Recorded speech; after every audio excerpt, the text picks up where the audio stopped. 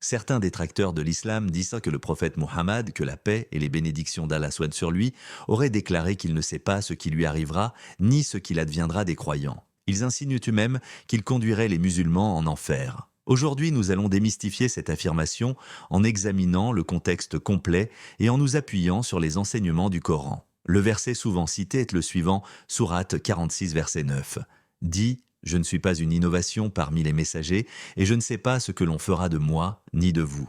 Je ne fais que suivre ce qui m'est révélé, et je ne suis qu'un avertisseur clair. À première vue, cela pourrait semer la confusion, mais examinons ce verset de plus près. Le contexte du verset est le suivant. Lorsque le prophète, paix et salut sur lui, se présenta comme le messager d'Allah, les habitants de la Mecque soulevèrent différents types d'objections à son encontre. Ils dirent: quel genre de messager est-il, lui qui a une famille, qui se déplace dans les rues, qui mange et boit, et qui mène une vie d'homme ordinaire. Il n'y a rien de particulier en lui qui puisse le distinguer des autres gens, et nous pouvons donc savoir qu'Allah a fait de cet homme son messager. Ils dirent alors: si Dieu l'avait désigné comme messager, il aurait envoyé auprès de lui un ange qui aurait annoncé qu'il était le messager de Dieu, et il aurait châtié, avec un fouet, toute personne qui se serait montrée insolente à son égard. Il est étrange que Dieu désigne une personne comme son messager et qu'il la laisse ensuite errer seule dans les rues de la Mecque et subir toutes sortes d'humiliations. Au moins, Dieu aurait dû créer un palais magnifique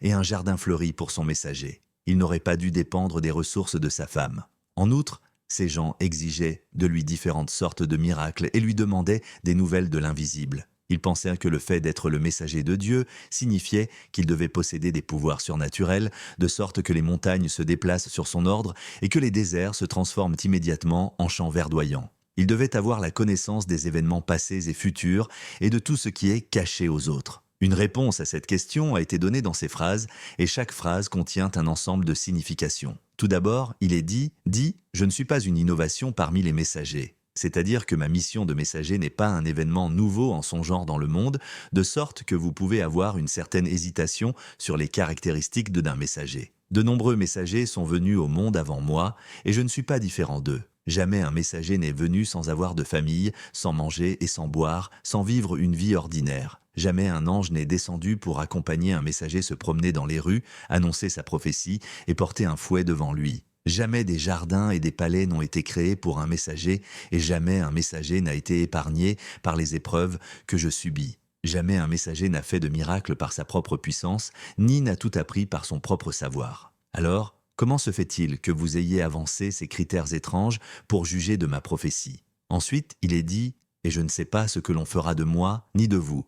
Je ne fais que suivre ce qui m'est révélé. C'est-à-dire que je ne suis pas un connaisseur de l'invisible, de sorte que tout ce qui est passé, présent et futur me soit connu et que j'aie la connaissance de tout ce qui existe dans le monde, sans parler de votre avenir. Je ne connais que ce qui m'a été révélé par révélation. De plus, je n'ai jamais prétendu savoir, et il n'y a jamais eu de messager dans le monde qui l'ait prétendu. Il n'appartient pas à un messager de dire où se trouvent les objets perdus, ni de dire si une femme enceinte accouchera d'un garçon ou d'une fille, ni si un malade vivra ou mourra. Enfin, il est dit: et je ne suis qu'un avertisseur clair. C'est-à-dire que je ne possède pas de pouvoir divin pour vous montrer les miracles merveilleux que vous me demandez tous les jours. Ma seule mission est de guider les gens sur la bonne voie et d'avertir d'un châtiment douloureux ceux qui ne l'acceptent pas. Cela nous rappelle ce que Jésus disait quand les gens pensaient qu'il pouvait faire des miracles de lui-même dans Jean 5, 19.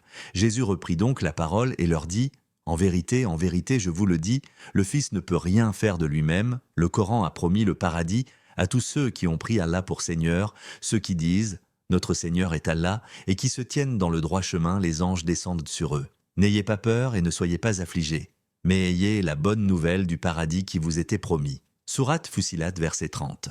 Ce verset montre clairement qu'Allah a garanti le paradis à ceux qui prennent Allah comme leur Seigneur et qui restent constants dans leur foi. Le prophète Mohammed, que la paix d'Allah soit sur lui, n'a jamais prétendu conduire quiconque en enfer. Au contraire, il est porteur de bonnes nouvelles et d'avertissements, conformément à la volonté divine. Si vous avez trouvé cette vidéo utile, aimez et partagez pour que plus de gens découvrent la vérité sur l'islam. N'oubliez pas de vous abonner pour plus de contenu éclairant et inspirant.